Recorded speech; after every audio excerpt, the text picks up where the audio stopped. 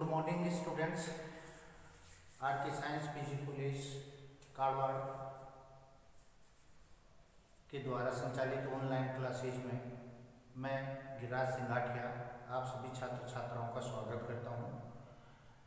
हमने पिछले वीडियो में नोड टीएस ऑफ इंटरनोड के बारे में स्टडी की थी। अब जो हमारा मेन पॉइंट चलेगा वो चलेगा कि जो मेन एक्स होती है उस मेन एक्स का जो पेरिफेरल पार्ट होता है, परिधीय भाग जो होता है, उसके पास में यानी कि लेटरल पार्ट्स में कौन कौन से ऑर्गन्स या कौन कौन से स्ट्रक्चर डेवलप होती है। देखिए मैं समझाता हूँ आपको। पॉइंट है हमारा जो मेन एक्स होती है कारा प्लांट्स के अंदर, जो मेन एक्स होती है उस मेन एक्स के पेरिफेरल पार्ट यानी कि मुख्य एक्स के परिधीय भाग से उत्पन्न रचनाएं। देखिए आपको पहले भी बता दिया था मैंने कि हमने प्लांट्स को एल्गी प्लांट्स है यानी कि यहाँ पर कारा जो प्लांट्स है उस कारा प्लांट को दो भागों में हमने डिवाइड किया था, राइजोड्स मूलाभास और मुख्य एक्स मेन एक्स, दोनों के बारे में हमने पढ़ लिया है। अब जो मेन एक्स होती है उसके पेरिफेरल यानी कि जैसे मान लो ये मेन एक्स है, अब इसके परिधीय भाग में पेरिफेरल पार्ट की तरफ कौन सी रचनाएं बनती है वो चीज हम पढ़ने जा रहे हैं।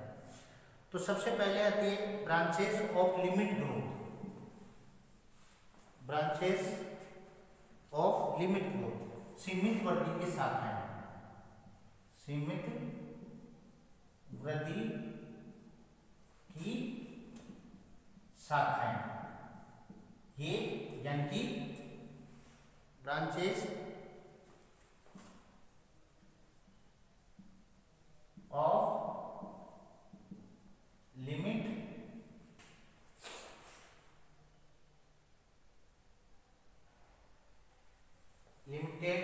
ग्रोथ कर देता हूं, ठीक है। तो दूसरा है पोर्शन ब्रांचेज ऑफ अनलिमिटेड असीमित वृद्धि की शाखाएं।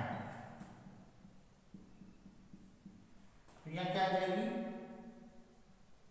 ब्रांचेस ऑफ अनलिमिटेड ग्रोथ, ठीक है।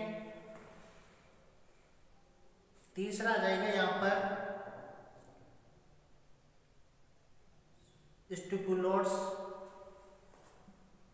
अनुपणक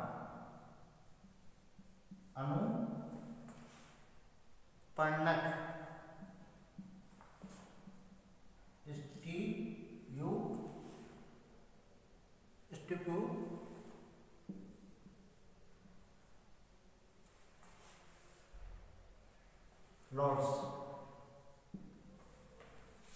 ठीक है। इसके बाद में कॉर्टेक्स,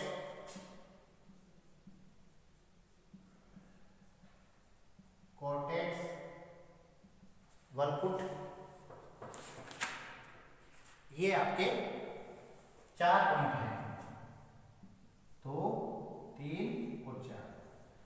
सीमित वृद्धि की शाखाएं ब्रांचेज ऑफ लिमिट ग्रोथ, इसी प्रकार असीमित वृद्धि की शाखाएं ब्रांचेज ऑफ अनलिमिटेड ग्रोथ और इसी प्रकार अनुपणक cortex.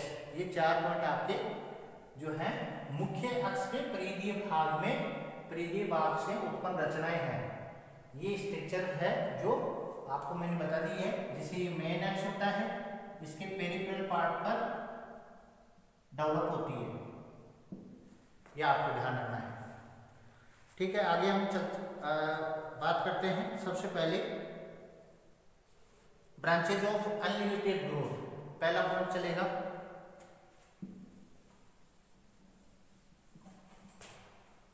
Branches of unlimited growth.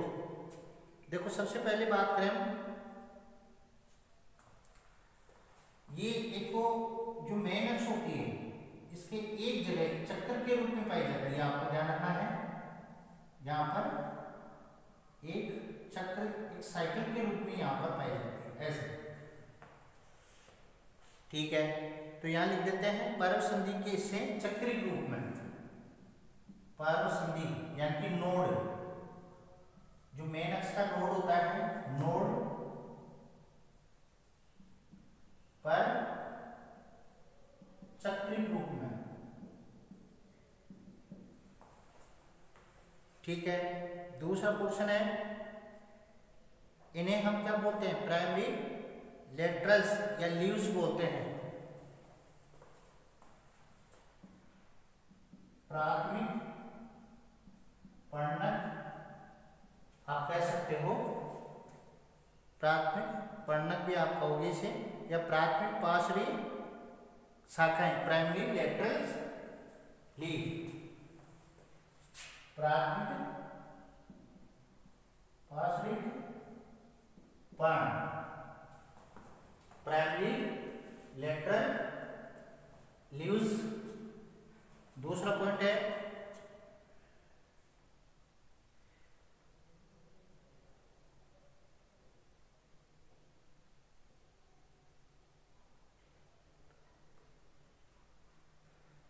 इन शाखाओं पर, इन शाखाओं पर 5 से 15, 5 to 15, 5 से 15 पर्व व पर्व संधियां, नोड और इंटरनोड, पर्व और पर्व संधियां बनने के बाद वृद्धि रुक जाती है, बनने के बाद वृद्धि रुक जाती है, वृद्धि रुक जाती है। तो ये आपको ध्यान रखना है। तो ब्रांचेज ऑफ लिमिट ग्रोथ क्यों कहते हैं इसको, इसके लिए ये पोर्शन, ये पॉइंट सबसे ज्यादा इंपोर्टेंट है। यानी कि इन शाखाओं पर 5 से 15 नोड और इंटरनोड बनने के पश्चात ऑटोमेटिक ही ग्रोथ रुक जाती है। तो हम कह सकते हैं कि ये क्या है, लिमिट ग्रोथ की शाखाएं हैं। इसके बाद में बात करें,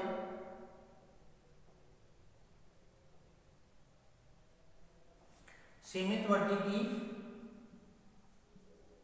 सीमित वृद्धि की प्राइमरी आपको ध्यान रखना है। प्राइमरी मींस यहां पर स्टार्टिंग में, जैसे मान लो स्टार्टिंग में यहां बन गई, यहां ब्रांचेज बन गई, ठीक है।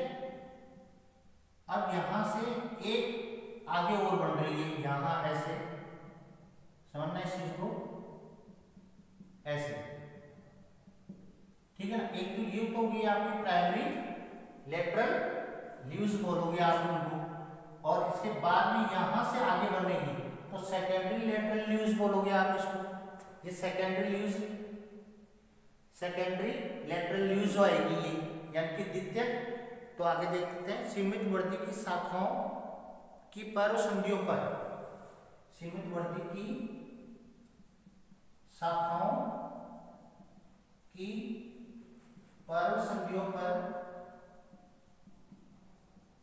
पर्व संधियों पर छोटी हरी, छोटी हरी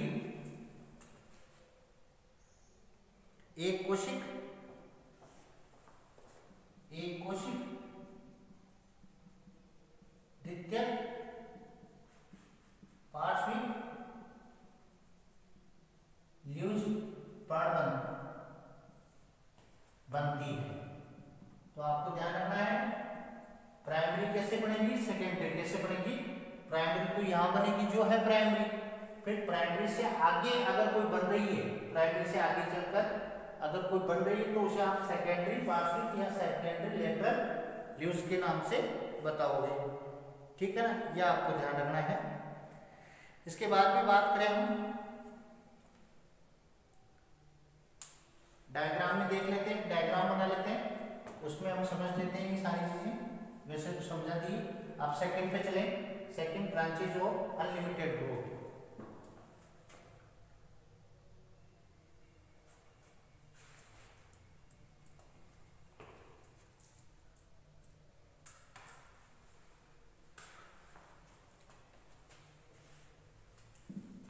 ब्रांचेज ऑफ अनलिमिटेड ग्रोथ। दूसरा पॉइंट चलेगा असीमित वृद्धि की शाखाएं।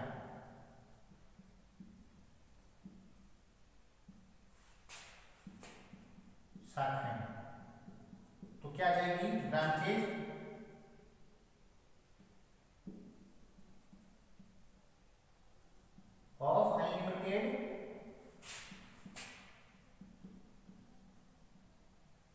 Branches of unlimited growth. ये आपको ध्यान रखना है। दूसरा पॉइंट है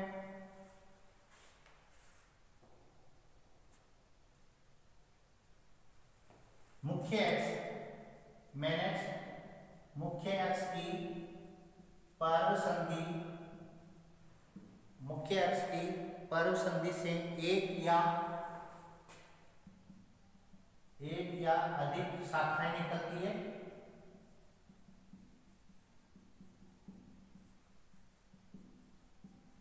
एक या अधिक शाखाएं निकलती है। ध्यान दोगे आप। ब्रांचेज ऑफ अनलिमिटेड ग्रोथ की बात कर रहे हैं तो मुख्य अक्ष की पर्व संधि पर एक या एक से अधिक शाखाएं निकलती है जिनकी वृद्धि अनिश्चित काल तक होती है। जिनकी वृद्धि अनिश्चित काल या समय तक होती है, काल तक होती है। ऐसी ब्रांचेस क्या होगी? अनलिमिटेड ब्रांचेज होगी। ध्यान रखोगे आप। अनलिमिटेड ब्रांचेस कहते हैं। ठीक है। इसके बाद में दूसरा पॉइंट है, तीसरा पॉइंट अनुपर्णन।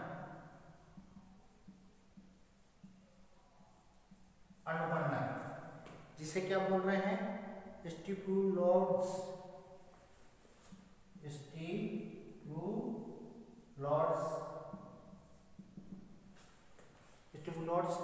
इसमें देखते हैं ये एक कोशिक रचनाएं होती है। पहली चीज तो यूनिसेलुलर, एक कोशिकीय रचनाएं होती है। दूसरा असीमित वृद्धि तथा मुख्य अक्ष की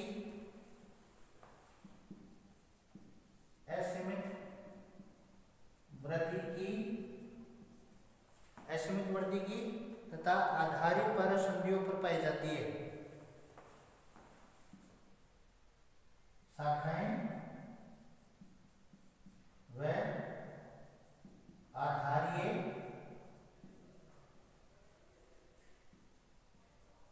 पर्व संधि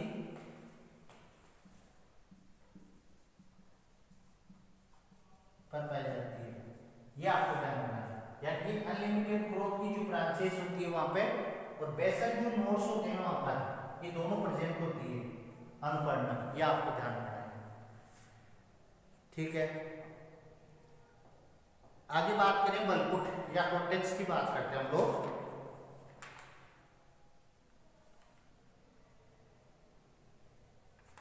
कॉर्टेक्स की बात करें, अगला पॉइंट आ रहा है आपका चौथा पॉइंट।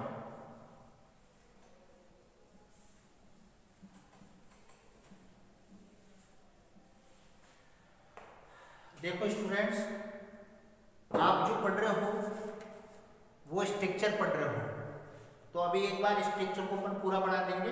एक बार कॉर्टेक्स कंप्लीट कर लेते हैं। कॉर्टेक्स, वलपुट चौथा पॉइंट है, फोर्थ पॉइंट है। तो कॉर्टेक्स में आपको क्या बताना है?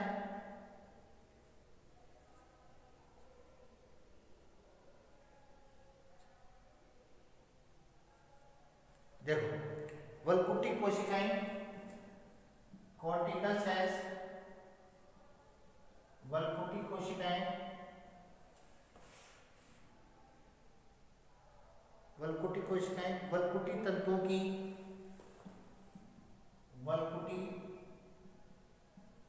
तंतुओं की फिलामेंट्स जो होते हैं तंतुओं की पारोसंधि कोशिकाएं विभाजित नहीं होती है। वलकुटी तंतुओं की पारोसंधि कोशिकाएं सेल्स जो होती है कभी भी डिवीजन नहीं करती है, कोशिकाएं विभाजित नहीं होती है, डिवीजन नहीं करती है। यहाँ पर यह आपको ध्यान रखना है। सबसे पहले कॉर्टेक्स में ऐसे वलकुट को सरल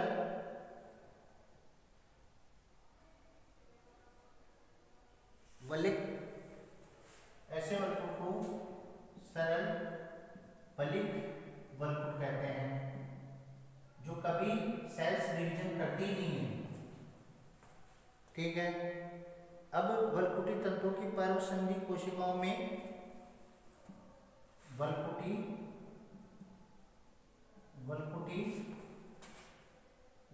तंतुओं की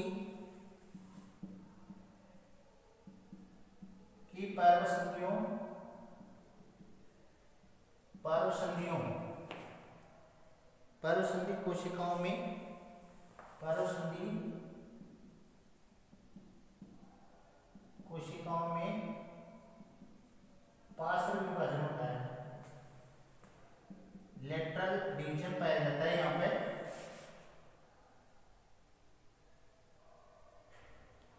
जिससे दो परिधीय कोशिकाएं बनती है, जिससे दो परिधीय कोशिकाएं बनती है।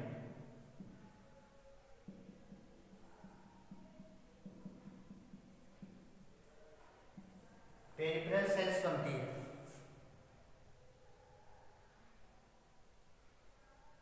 ठीक है ना, ये आपको ध्यान रखना है कोर्टेक्स पोर्शन में। ज्यादा नहीं लिखना है कोर्टेक्स में, इतना ही आपको समझाना है कोर्टेक्स में क्या क्या चीजें होती है। आगे हम बात करें, अब इसके पॉइंट्स के ऊपर ध्यान देते हैं। देखो मैं आपको दोबारा एक बार बता देता हूँ सारे पॉइंट्स स्ट्रक्चर में। देखो सबसे पहले बात करें हम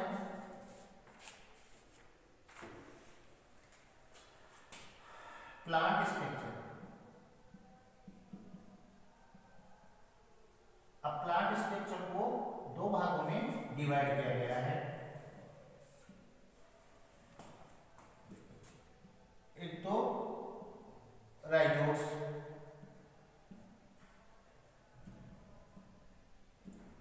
मूलाधार, ठीक है, और एक मेनक्स,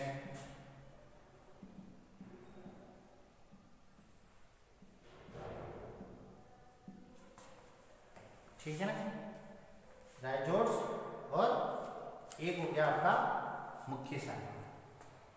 अब दोनों आप पढ़ लेना। इसके बाद में बात करें हम यहां से, यानी कि मेन एक्स जो होती है, या ऐसे लिख सकते हैं डेवलप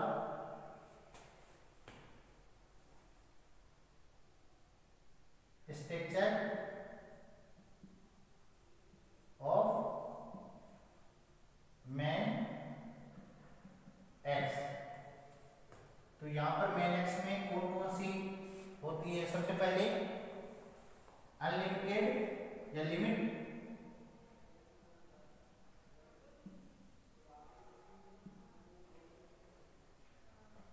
ब्रांचेस,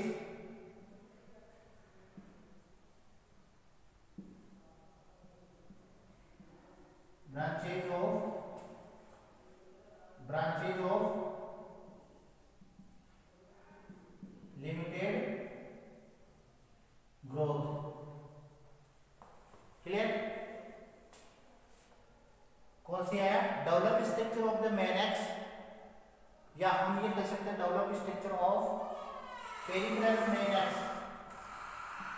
तो ब्रांचेस ऑफ लिमिट ग्रोथ इसके बाद में ब्रांचेस ऑफ अनलिमिटेड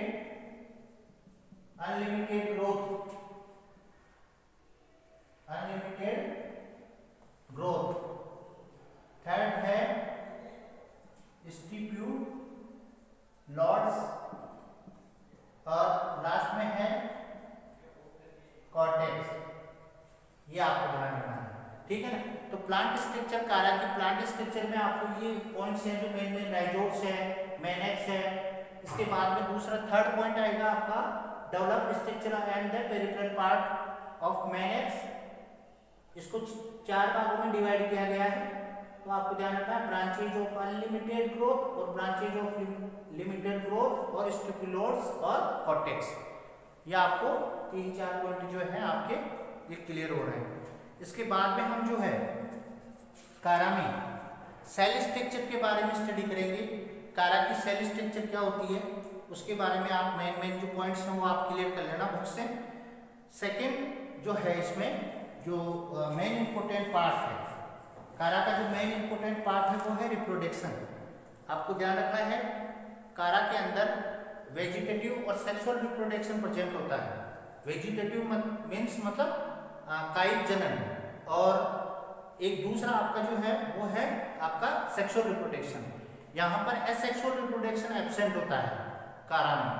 तो ये आपको ध्यान रखना है। 2 चीज आप सबसे ज्यादा इंपॉर्टेंट यहाँ ध्यान दोगे। एक तो कारा में कौन सा आपको पूछ ले कारा में रिप्रोडक्टिव पार्ट्स क्या हैं, या कारा में किस प्रकार का किस टाइप का रिप्रोडक्शन पाया जाता है। तो आपको 2 चीजें विशेष ध्यान देनी है। एक तो आपको बताना है कि कारा में एक तो वेजिटेटिव रिप्रोडक्शन प्रेजेंट होता है और एक होता है आपका सेक्सुअल रिप्रोडक्शन प्रेजेंट होता है। तो आगे की वीडियो में हम जो चर्चा करेंगे वो हम करेंगे वेजिटेटिव रिप्रोडक्शन कैसे होता है कारा में, वो चीज हम आगे की वीडियो में स्टडी करेंगे।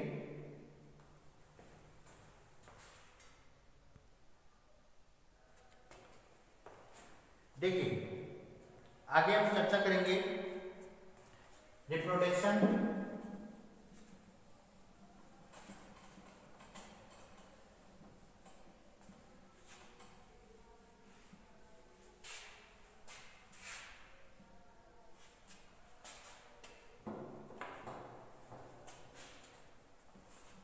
सेकेंड यूनिट चल रही थी। पॉइंट है 12 रिप्रोडक्शन।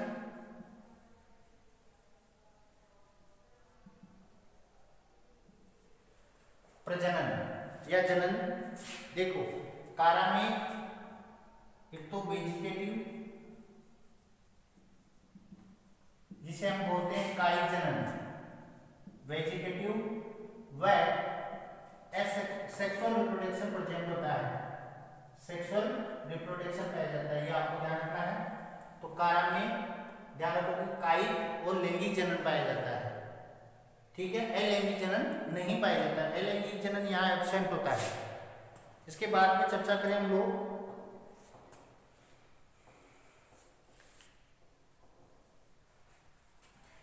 सबसे पहला पॉइंट आया है वेजिटेटिव रिप्रोडक्शन। ये पॉइंट हमारा फर्स्ट पॉइंट है। इसमें फर्स्ट पॉइंट में आपको क्या ध्यान रखना है, पहला है इस प्रकार के जनन में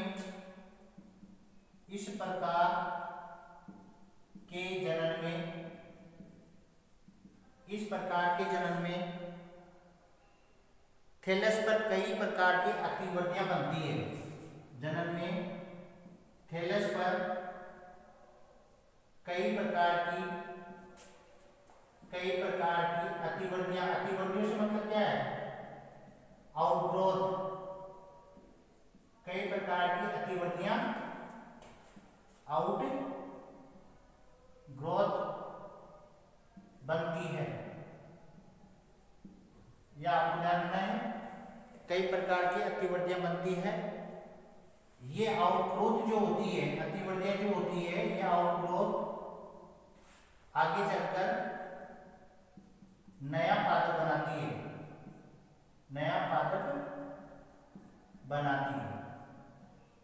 यह आपको ध्यान रखना है, ठीक है ना। तो इस प्रकार के जनन में थैलस पर कई प्रकार के आउटग्रोथ बनती है और ये आउटग्रोथ आगे चलकर new plant formation of new plant करती है।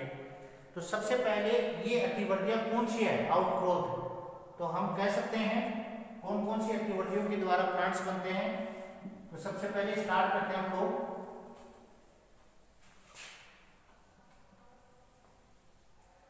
रिप्रोडक्शन पढ़ रहे हैं, रिप्रोडक्शन में वेजिटेटिव रिप्रोडक्शन पढ़ रहे हैं। सबसे पहला पॉइंट आता है एमाइलम स्टार, एमाइलम तारे, एमाइलम स्टार या एमाइलम तारे। देखो एमाइलम स्टार फर्स्ट पॉइंट है,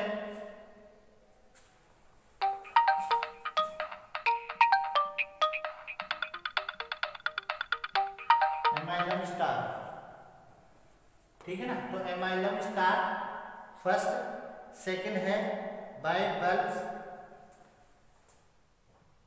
बाइबल्ब्स,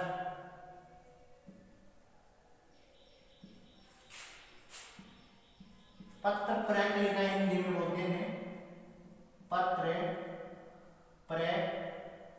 प्रकलिकाएं, बाइबल्स से मतलब है पत्र प्रकलिकाएं। दूसरा आगे देखें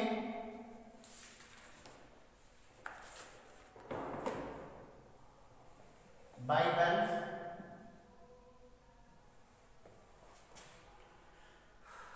इसी प्रकार एमोर्फियस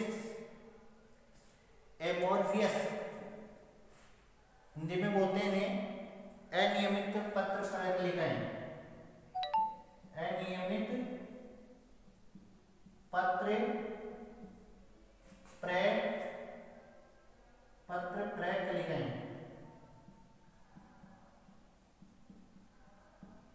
ठीक है। एमोर्फियस बल्ब्स या बल्बिस, ठीक है। दूसरा पोर्शन देखें इसमें बाई सेकेंडरी प्रोटोनिमा, द्वितीयक प्रोटोनिमा, प्रोटोनिमा, प्रोटोनिमा, या आपको क्या करना है प्रोटोनिमा, ठीक है। ये आपको ध्यान रखना है कि वेजिटेटिव रिप्रोडक्शन के लिए कारा में सबसे मेन होती है, ये आपको ध्यान रखना है कि वेजिटेटिव रिप्रोडक्शन किसके द्वारा होता है, by the vegetative reproduction amylum stars, इसी प्रकार बाइबल्ब्स या बल्बिस, इसी प्रकार जैसे इसमें एमोर्फियस बल्ब्स, सेकेंडरी प्रोटोनिमा, ये जो है ये आपको ध्यान रखना है। तो सबसे पहले हम बात कर लें, फर्स्ट पॉइंट पे ध्यान देते हैं एमाइलम स्टार।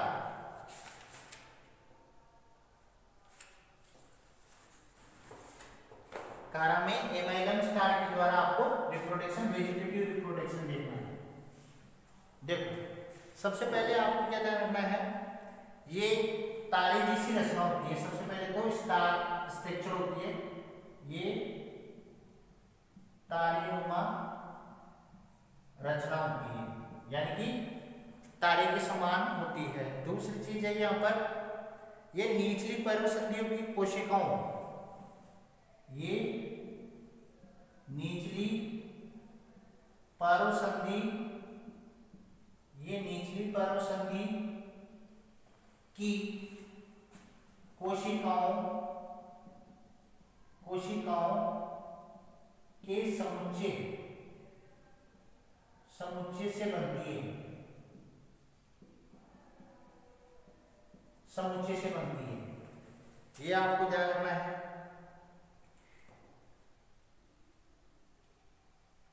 इसमें एमिलम स्टार्च, एमिलम स्टार्च प्रचुर मात्रा में पाई जाती है, ये भी आपको ध्यान रखना है। एमिलम स्टार्च किसमें, एमाइलम स्टार में, ठीक है। और ये अगर एमाइलम स्टार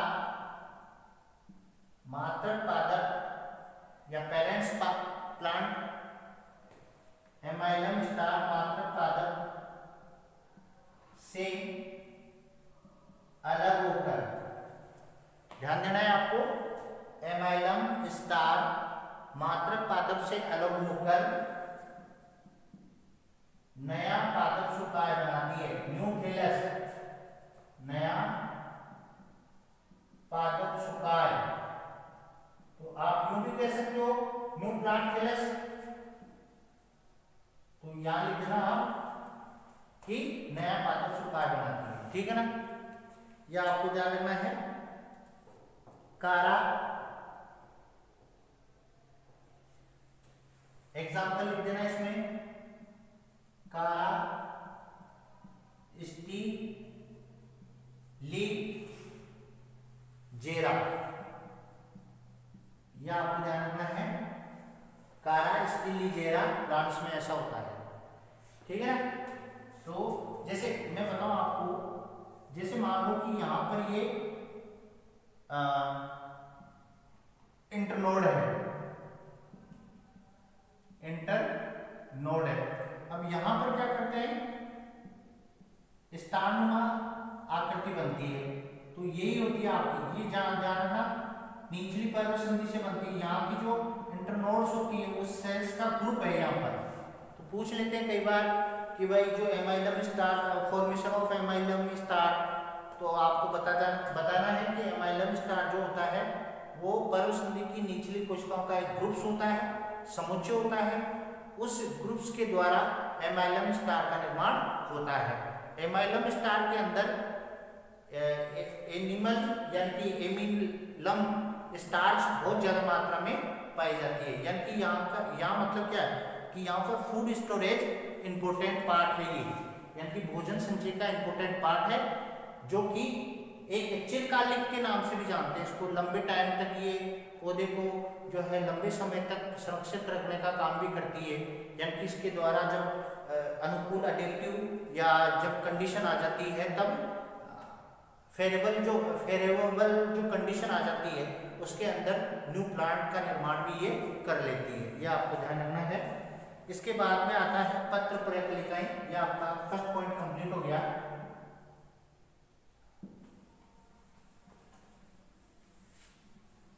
दूसरा पॉइंट देखते हैं हम लोग, नंबर 2 पत्र प्रकलिकाएं। ये दूसरा पॉइंट है।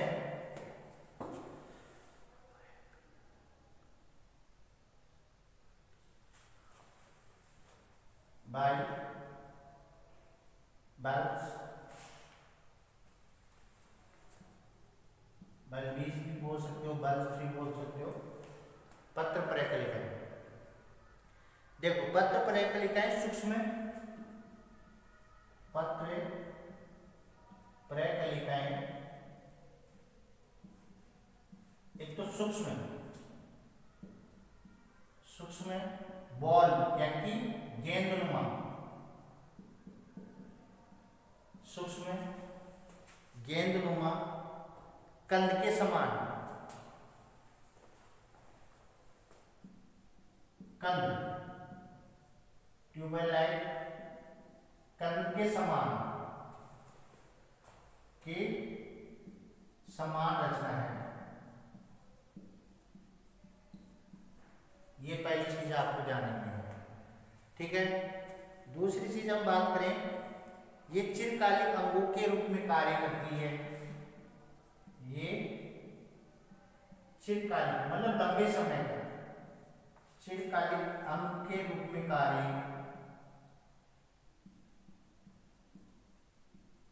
करती है। लंबे समय तक जो है प्लांट्स में होता है और फिर इसके द्वारा नया प्लांट भी बन जाता है। तो चिरकालिक आपको ध्यान रखना है, ठीक है। और ये पट्टल होकर मुख्य पादप से या मेन प्लांट थैलस से मुख्य पादप से अलग होकर नया पादप सुकाय बनाता है। ये आपको ध्यान रखना है, ठीक है। तो ये आपका दूसरा पॉइंट हो गया।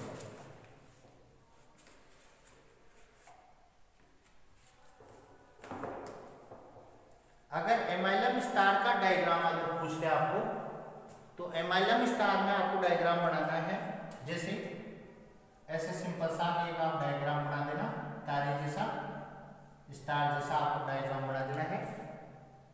इसमें ज्यादा कुछ नहीं है।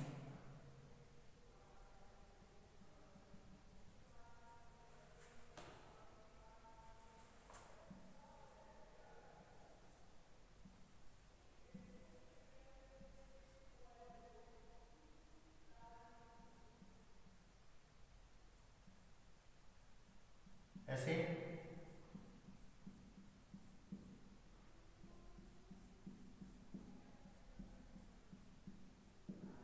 ये एमाइलम स्टार,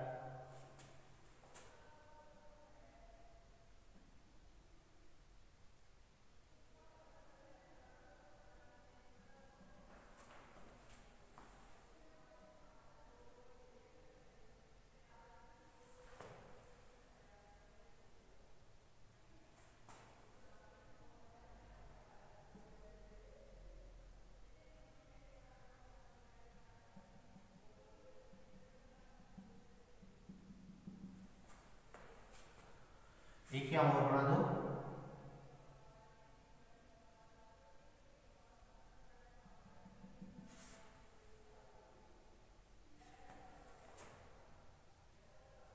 ये एमाइलम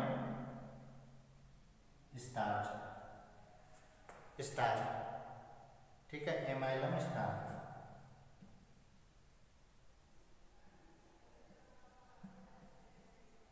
एमाइलम स्टार, ठीक है ना। इस प्रकार आपको ये डायग्राम होगा। एमाइलम स्टार से रिलेटेड अगर क्वेश्चन आता है तो एमाइलम स्टार के बारे में आप बता दोगे, और उसके कमेंट्स मैंने आपको पहले बता दिए हैं। ये डायग्राम होगा, ठीक है।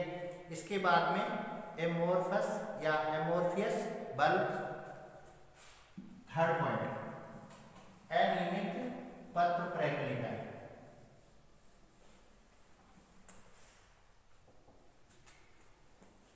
थर्ड पॉइंट है अनियमित पत्र प्रैक्लिका, एमोर्फियस बल्ब्स। तो इसमें डायग्राम अगर आपको बनाना हो, ये डायग्राम इसमें बना देना है।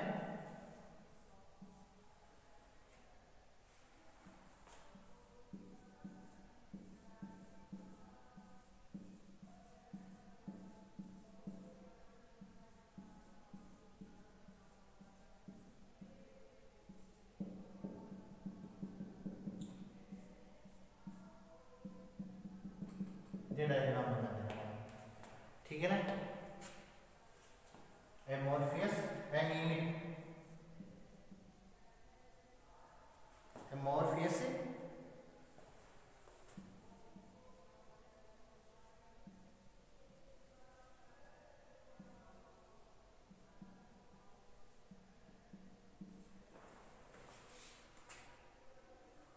बल्बी,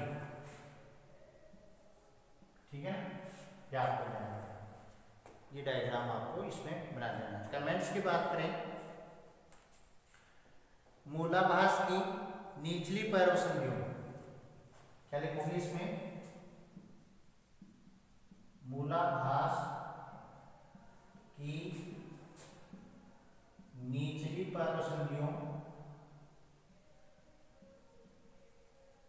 निचली पैरव संधियों पर पार्श्व उदर के रूप में, के लेटर, पार्श्व में उदर के रूप में,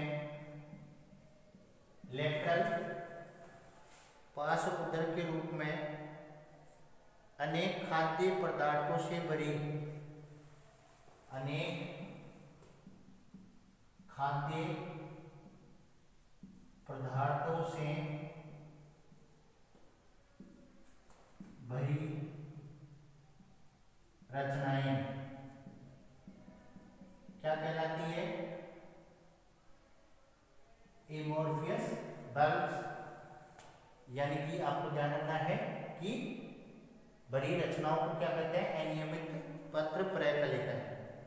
तो ये क्या करेगी, उन्हें क्या कहते हैं? अनियमित पत्र प्रकलीकरण। यह आपको ध्यान रखना है, कहते हैं। तो ये आगे क्या करेंगे? आपकी आगे इस उनके द्वारा नया पौधा या नया plant thallus, new plant thallus का निर्माण भी होता है।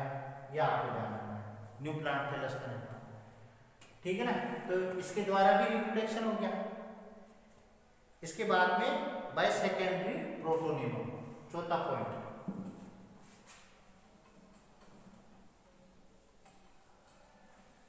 देखो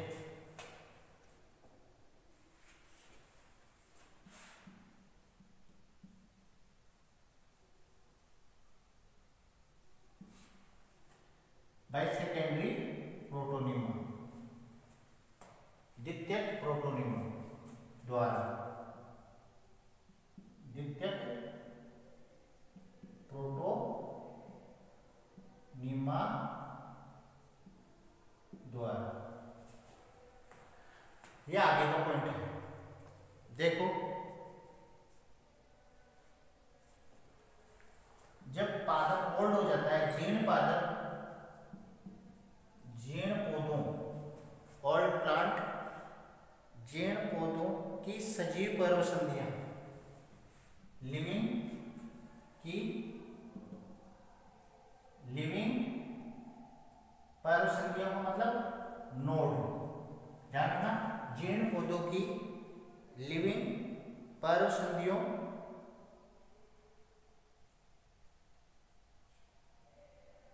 पर्व संधियों,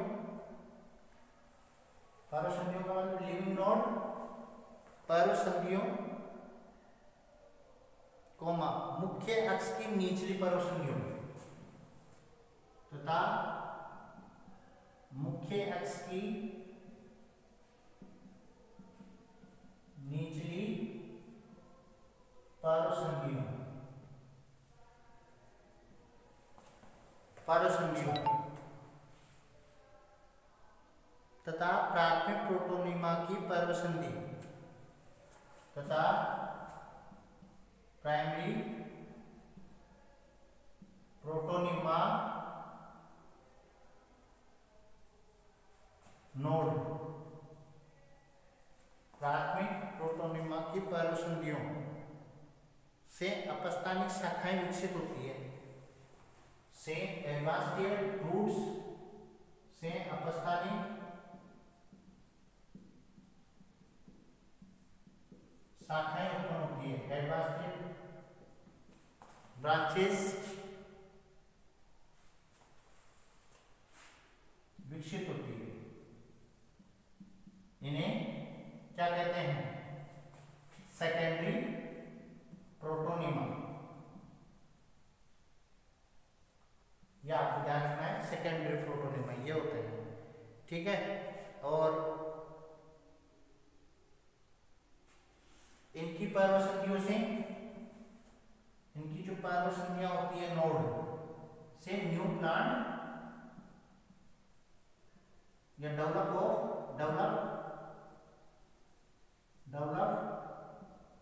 न्यू प्लांट थैलस। यह आपको ध्यान रखना है, नया पादप सुखाय बनता है। यह आपको ध्यान रखना है। तो यहाँ पर हमारे पास जो चीजें क्लियर हुई है वो आपको ध्यान रखना है कि जो ओल्ड एज प्लांट हो जाता है, ओल्ड प्लांट हो जाता है, यानी कि जीर्ण पादप, ठीक है, उसमें उसकी जो पर्व संधियां होती है, जीर्ण पादप की पर्व संधियां हैं, सजीव पर्व संधियां तथा मुख्य मेन एक्स की जो निचली नोड्स होती है तथा प्राइमरी प्रोटोनिमा की नोड्स होती है, से अपस्थानिक शाखाएं एडवांस्ड ब्रांचेस डेवलप होती है और वो branches secondary protonema the card of secondary protonema. और जो सेकेंडरी प्रोटोनिमा है यानी कि द्वितीयक प्रोटोनिमा की पर्व संधियों के द्वारा नया पादप सुखाय बनता है। यह आपको ध्यान रखना है। यह आपका हो गया है वेजिटेटिव रिप्रोडक्शन ऑफ कारा। कारा में कायिक जनन पूरा हो गया है। हम बात करेंगे सेक्सुअल रिप्रोडक्शन, लैंगिक जनन।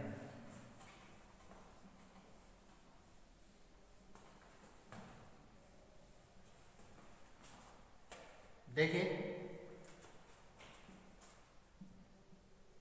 सेक्सुअल रिप्रोडक्शन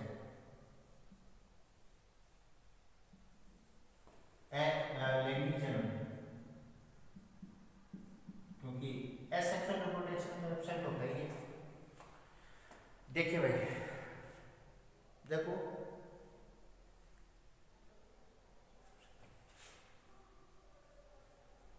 कारा में जो लैंगिक जनन होता है, यानी कि सेक्सुअल रिप्रोडक्शन इन कारा में सेक्सुअल रिप्रोडक्शन जो होता है, तो कारा इज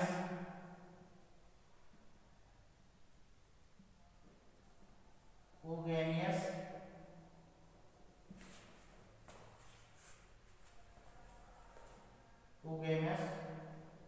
विषम युग्मकी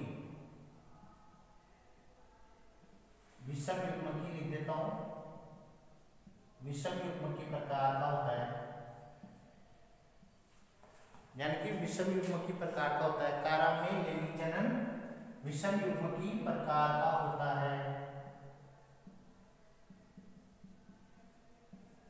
ध्यान रखना, या यूं भी कह सकते हैं हम, कारा में लैंगिक जनन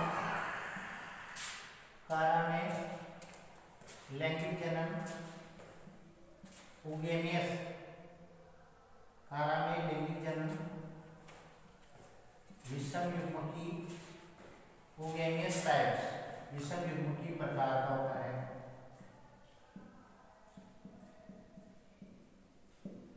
यह आपको ध्यान देना है, विषम युग्मकी प्रकार का कारा में लैंगिक जनन होता है। ठीक है, बात करें इसमें कारा में male reproductive organs,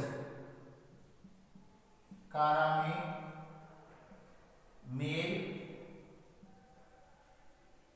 reproductive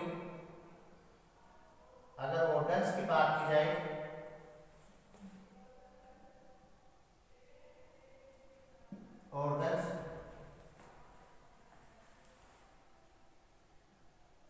organs जो है कारा में मेल रिप्रोडक्टिव ऑर्गन्स जो है वो होता है ग्लोब्यूल।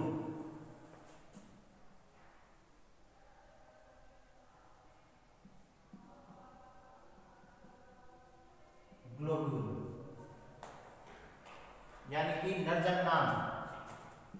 इसी प्रकार फीमेल रिप्रोडक्टिव ऑर्गन्स की बात की जाए तो कारा में होते हैं न्यूक्यूल। यह आपको जानता है, न्यूक्यूल, यह आपको जानना है। तो ग्लोब्यूल और न्यूक्यूल, मेल और फीमेल रिप्रोडक्टिव ऑर्गन्स जो होते हैं वो कारा में, आपको ये ध्यान रखना है। सबसे मेन इंपोर्टेंट चीजें आ गई है आपका सेक्सुअल रिप्रोडक्शन जो होता है सबसे मेन होता है, और सेक्सुअल रिप्रोडक्शन में हमारे को इन बिंदुओं पर चर्चा करनी पड़ेगी कि ये ग्लोब्यूल न्यूक्यूल क्या होते हैं। तो आपको प्रैक्टिकल एग्जामिनर या जैसे आपके थ्योरेटिकल एग्जाम होते हैं, ठीक है, या कोई रिटन एग्जाम आपका कोई भी हो, उसमें कारा रिप्रोडक्टिव मेल रिप्रोडक्टिव ऑर्गन्स, इसी प्रकार फीमेल रिप्रोडक्टिव ऑर्गन्स दोनों पूछ सकते हैं। तो ग्लोब्यूल जो ऑर्गन्स होता है वो आपको ध्यान रखना है मेल रिप्रोडक्टिव ऑर्गन्स होता है, और फीमेल रिप्रोडक्टिव ऑर्गन्स में अगर बात की जाए तो कारा के अंदर न्यूक्यूल होता है। ग्लोब्यूल और न्यूक्यूल के बारे में आपको ध्यान रखना है कि ग्लोब्यूल क्या है और न्यूक्यूल क्या है। अब इसके बारे में हम चर्चा करें कि ग्लोब्यूल, डेवलपमेंट ऑफ ग्लोब्यूल क्या है, ठीक है, इसमें जो और डेवलपमेंट ऑफ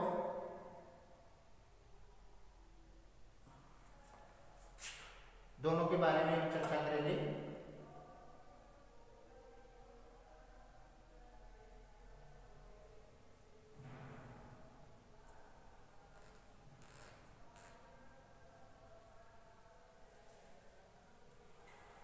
देखिए भाई, स्टार्टिंग बात करें development of globule.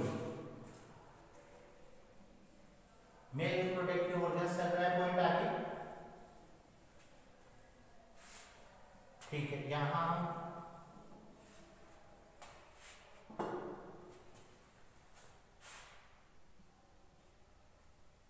Development of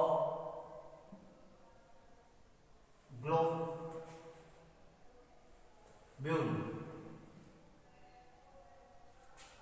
ये पॉइंट है। कहने का मतलब ग्लोब्यूल का निर्माण कैसे होता है उसके बारे में हम पढ़ेंगे। तो सबसे पहले इनकी जो डायग्राम है वो डायग्राम बना लेते हैं, फिर आगे चलते हैं हम लोग।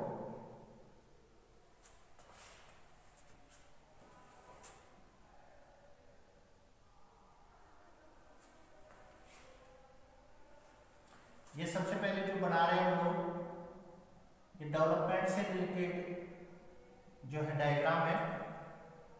एंथ्रीडियल एंटीनियल सेल्स,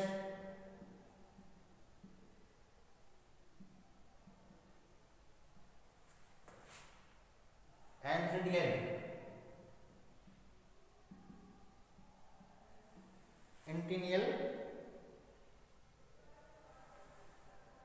एंटीनियल सेल, दूसरा डायग्राम बनाएंगे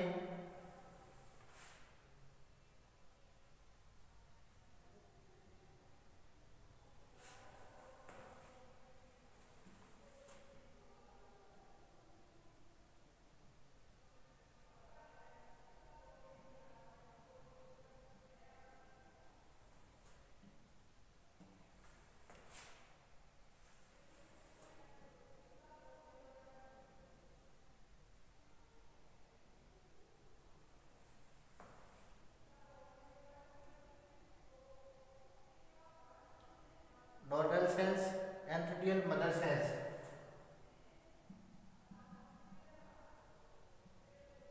एंथ्रीडियल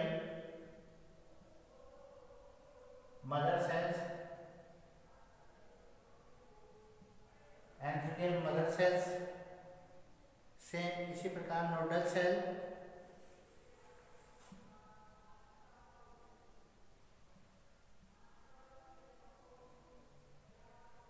नोडल सेल, ठीक है। इसी प्रकार जो मदर सेल्स के अंदर आपको ये डिवीजन करना है, अनुदैर्घ्य विभाजन, लॉन्गिट्यूडिनल डिवीजन करना है, ठीक है। ये हो गया एंथ्रीडियल सेल्स, दो एंथ्रीडियल्स, टू एंथ्रीडियल सेल, ठीक है। इसके बाद में हम बात करें, और आप नीचे कर सकते हो इसमें सेल्स,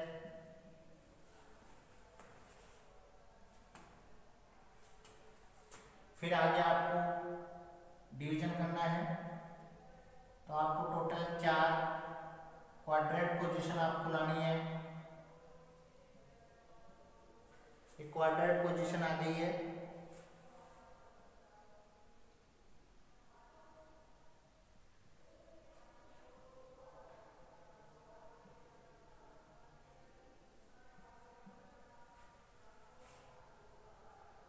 ये एंथ्रीडियल सेल, ये भी एंथ्रीडियल सेल है, एंथ्रीडियल सेल है, एंथ्रीडियल सेल। इसके बाद में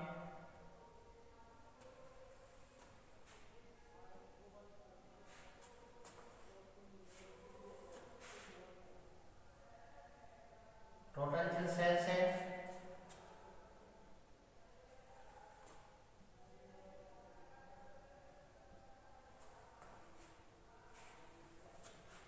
इसमें भी आपको ध्यान देना है 4 और 4 8 सेल्स बनेगी टोटल, ऑक्टेट पोजीशन आएगी यहाँ।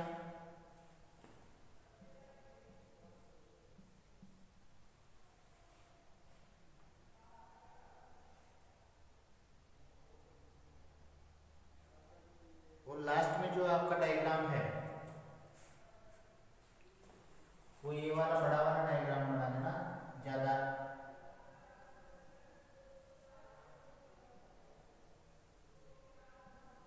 डायग्राम की जरूरत नहीं है।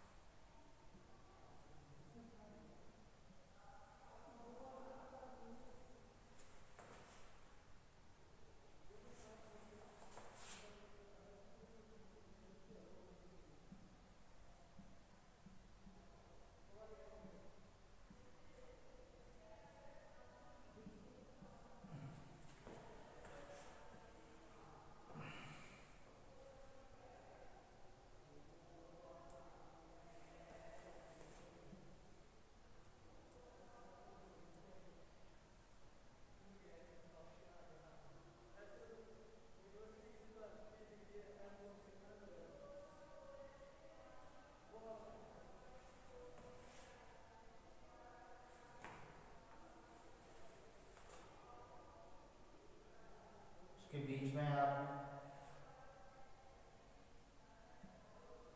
सेल्स बता सकते हो। इस प्रकार आपको ये बना देना है कंप्लीट डायग्राम जो है वेक्यूल स्ट्रक्चर वगैरह इसमें सारे बना देना है आपको। बाकी आप जो लेबर क्रॉस टाइप आपको देख लेना है। इसमें सबसे पहले बात करें हम लोग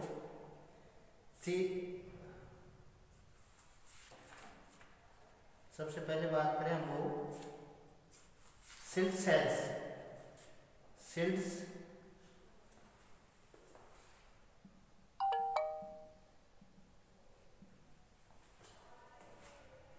silk cell.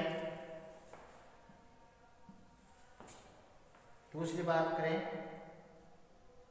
Primary capitulum sales,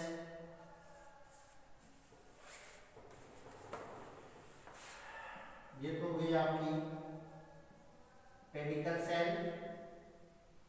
इसके बाद में आ गया आपके ये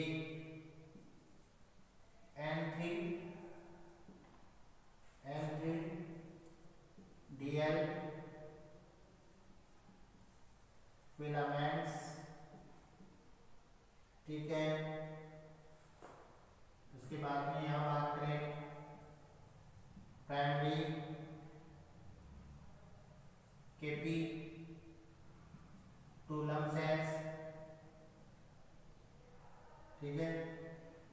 इसके बाद में अगर बात करें हम लोग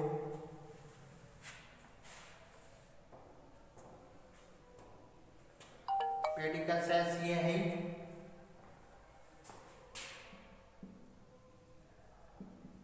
पेडिकल सेल्स, ये ध्यान रखना है।